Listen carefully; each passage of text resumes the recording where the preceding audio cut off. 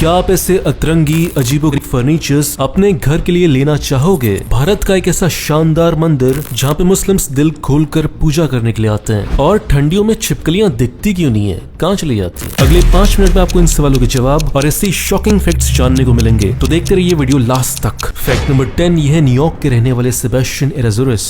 ये एक आर्टिस्ट हैं जैसे शानदार अतरंगी फर्नीचर्स बनाते हैं। ऐसे फर्नीचर्स जो अपना शेप बदल सकते हैं, साइज बदल सकते हैं। इन फर्नीचर्स के 2 फायदे हैं। पहला फायदा कि ये जगह बचाने के बहुत काम आते हैं। दूसरा फायदा कि अगर आपको कोई सीक्रेट कंपार्टमेंट चाहिए जो कोई और ना देख पाए, तो ऐसे फर्नीचर्स के बहुत अंदर एक सीक्रेट डब्बा बनाया जा सकता है। फैक्ट नंबर 9, आंध्र प्रदेश में एक टेम्पल है जिसका नाम है देवुंका दप्पा टेम्पल। इस टेम्पल की खास बात ये है कि इस टेम्पल में मुस्लिम्स भी उसी श्रद्धा से पूजा करते हैं जिस श्रद्धा से हिंदू पूजा करते हैं, और इसके पीछे बहुत इंटरेस्टिंग कहानी है। इस मंदिर में बैठते हैं लॉर्ड वेंकटेश्वर, जिन्हें मुस्लिम्स अपना दामाद मानते हैं। देखो, बात है आज से 700 साल पुरानी।